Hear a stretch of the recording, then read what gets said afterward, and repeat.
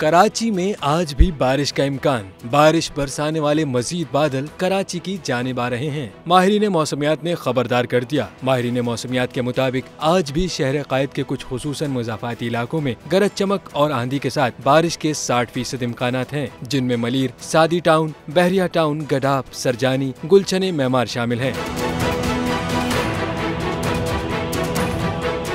माहिरीन मौसमियात का ये भी कहना है कि ताकतवर थंडरस्टॉर्म आने की सूरत में कुछ बारिश और गर्द आलूद हवाएं दीगर चंद इलाकों में भी मुमकिन हैं। गरज चमक वाले बादल शहर के शुमाल, शुमाल मगरिब और शुमाल मशरिक पर बनेंगे, जिनको मॉनिटर किया जा रहा है। माहिरीन मौसमियात ने कराची के कुछ इलाकों में ज़ालाबारी का भी इम्कान जाहिर किया है।